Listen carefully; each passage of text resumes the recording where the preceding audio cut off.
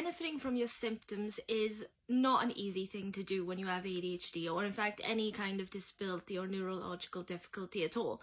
However, it is 100% possible. And the reason why I'm saying it like that, 100% possible, is because many people I've met have gone down a very negative route, either whether they've been recently diagnosed or they've had ADHD, well, they've had it their whole lives, or whether they've been diagnosed at a younger age and knew about it then, because of how often it's the negatives that are emphasized or focused on, both in school, at work, and even in your doctor's appointments.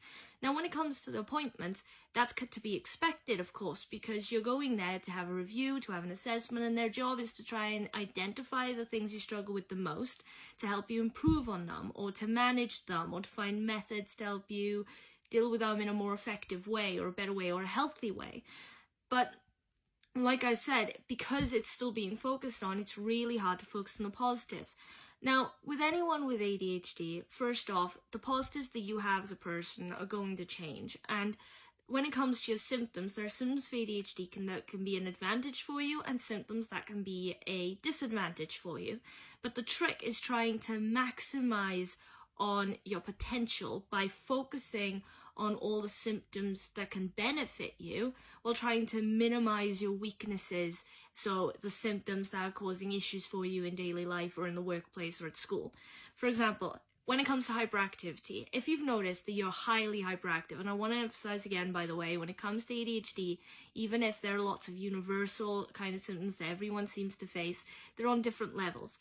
For instance, myself, when it comes to hyperactivity, if it's something I'm excited about, and I mean like a place I really want to go to, or it's travel because I love travel, or a certain movie I'm dying to see, that kind of thing, I get super hyperactive.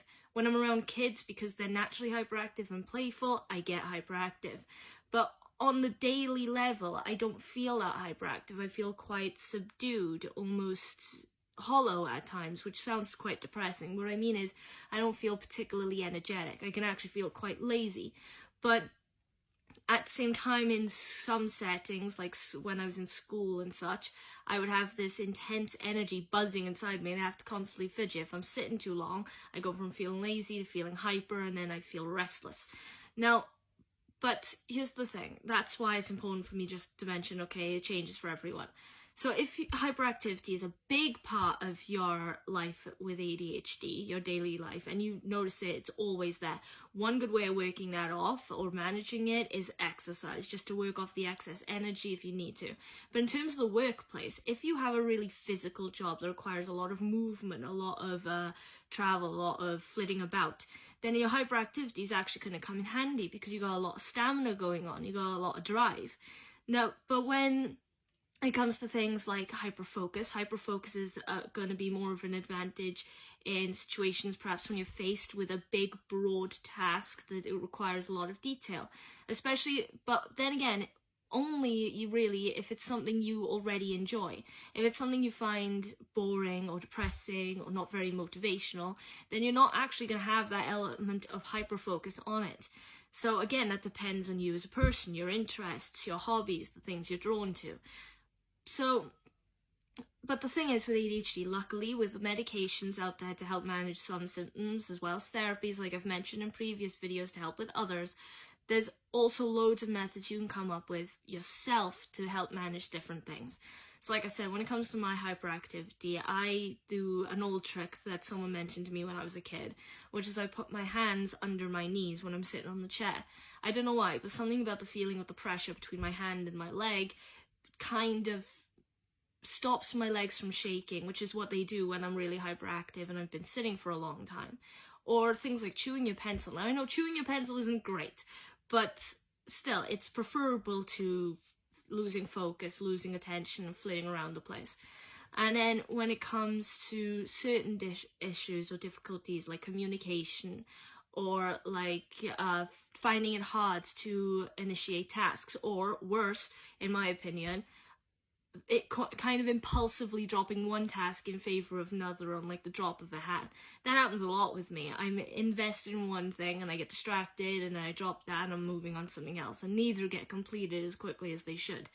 So with all of those different difficulties and those different symptoms, it's really important that you just find what works for you in managing the difficulties and managing the weaknesses and the disadvantages. But then every time you get the opportunity, whether it's in school, whether it's in daily life, in basic activities, whether it's in work, try and capitalize, try and maximize on your potential by focusing on your strengths, because you do have them. And that's a big misconception I've come across many times for people with ADHD and people with autism, who are under the impression that their difficulties, their issues, their disadvantages, the things they can't handle far outweigh the things that are actually beneficial for them.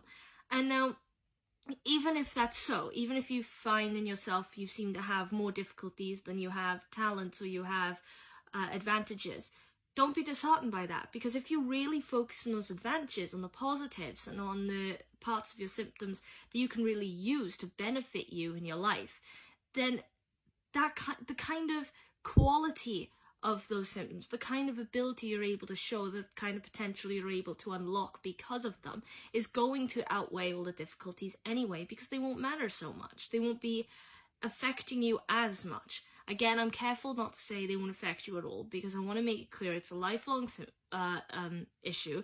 It's a lifelong diagnosis, so there's probably always going to be an element of struggle. But what's important is focusing that it's not always going to be a struggle. That's important. Don't tell yourself that that's going to stop. Don't tell yourself it's going to go away. But tell yourself it's not always going to be a problem, okay? There are going to be bad days and good days, but it's the same for everyone. Now, so in the next couple of videos, I'm just going to try and focus on different kinds of advantages that you may find in the workplace or in school or anything like that. And that's all I wanted to say in this video. So if you've liked this video, then please leave a like, follow me here on TikTok. In the comments section, put your thoughts and opinions, any questions or requests for future videos. I still haven't had a lot of those, and I'm really looking forward to having some. I don't know why, I love answering questions, something about that. But besides that, subscribe to the YouTube channel if you're interested, or repost video, because it helps me stay motivated, it helps raise awareness, and so on and so forth. So with all of that said, I'm really tired now. Like I said, I have my lazy spells, and I happen to be having one of those right now. So hopefully I'll see you in the next video. Till then, enjoy your night, enjoy your day, wherever you are. Like I said, I hope we see you. Till, bye.